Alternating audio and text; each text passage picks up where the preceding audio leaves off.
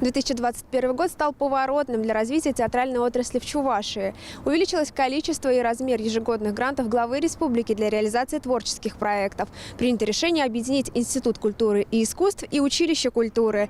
Стартовал межрегиональный конкурс пьес на чувашском языке. Подробности в нашем специальном репортаже.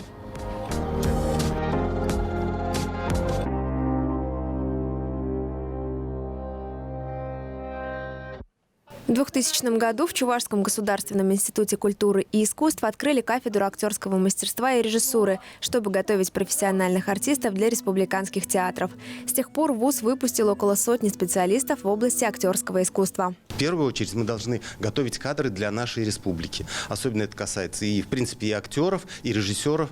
Поэтому и работа ведется в этом направлении. Это определенного рода идеологическая работа. После получения диплома об образовании у выпускников вуза, как правило, нет проблем с трудоустройством. Ведь еще во время учебы их активно задействовали на сцене. Все наши студенты уже задействованы во всех театральных постановках, начиная с первого курса. Это, во-первых. Во-вторых, каждый театр под себя набирает, каждый мастер каждого театра под себя набирает курс. И мы выполняем такую целевую подготовку актеров для каждого театра. Например, для ТЮЗа сейчас 3-й курс, и я уверена, ребята все останутся в этом театре и будут уже продолжать свою трудовую деятельность именно там. Во время учебы студенты постоянно участвуют в массовках. Особо устремленным и талантливым удается завоевать главные роли. Причем в спектаклях как на русском, так и на чувашском языках. Молодой режиссер ТЮЗа Дмитрий Вячеславович Михайлов поставил спектакль «И снегири промерзли». Там у меня была уже роль. Я играла Минюк. Это 16-летние девочки, которые копали рубежи. Этот спектакль показывает, как они жили, как было холодно, но они боролись за свою страну, то есть помогали. В этом году Кабинет министров республики принял решение объединить Республиканский институт культуры и искусств с Училищем культуры. По мнению профильного министра Светланы Каликовой, это нужно для того, чтобы создать единую двухступенчатую систему подготовки кадров. Объединение этих двух учебных учреждений позволит упорядочить сеть учреждений профессионального образования республики, реализовать модель непрерывного двухступенчатого образования колледж-вуз, внедрить ускоренно сокращенную форму подготовки кадров, так как выпускники училища, сегодняшнего училища культуры, будут возможность иметь на приоритетной основе без сдачи ЕГЭ поступать в Институт культуры и обучаться по сокращенной программе. Предполагается расширение спектра образовательных программ с учетом потребностей экономики. Будут лицензированы и внедрены новые программы высшего образования. Но свои функции учреждение среднего профобразования сохранит. То есть новодел будет функционировать как 2 в 1.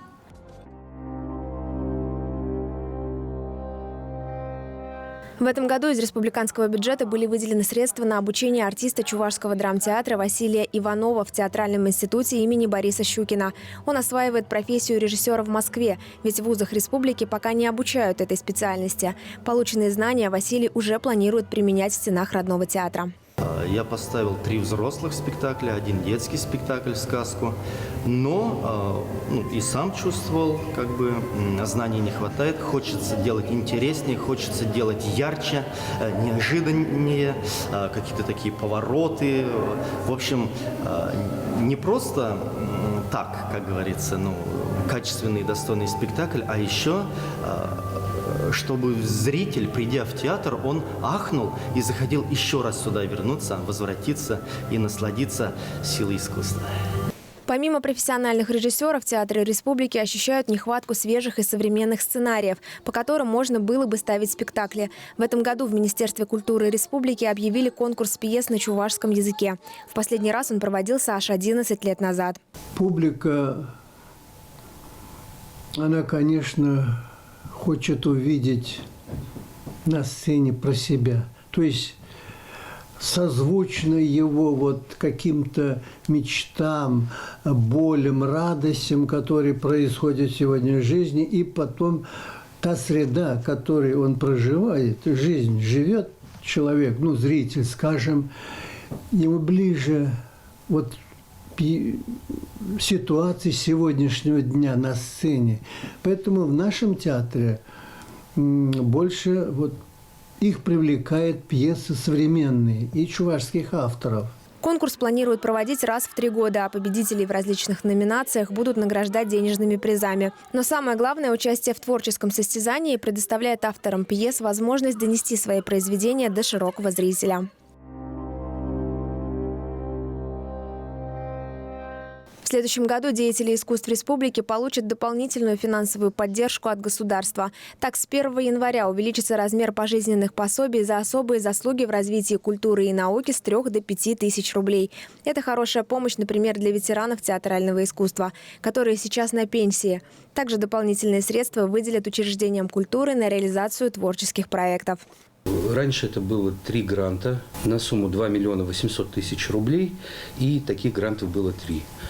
Особо приятно, что с будущего года и количество грантов, и суммы на их реализацию существенно увеличиваются. Таким образом, у нас появляется 2 гранта на 5 миллионов рублей, 2 гранта на 3 миллиона и 2 гранта по 1 миллиону рублей.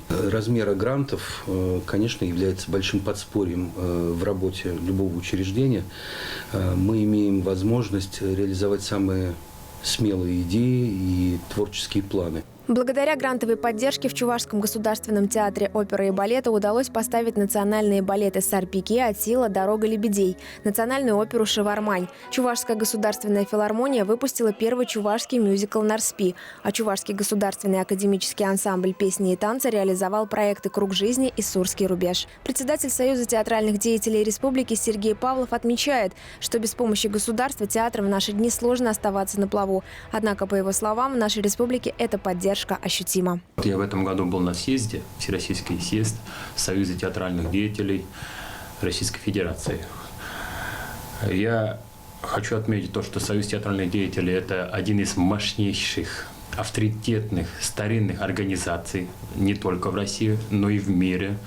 Нам 145 лет. Понимаете, в регионах, в остальных регионах России столько проблем.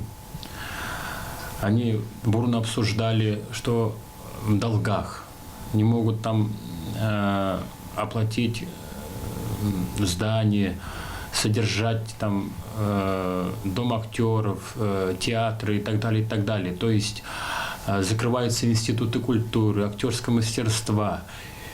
И сидишь в зале и понимаешь, слава богу, что у нас руководство, министерство это все понимают и выделяют, и помогают.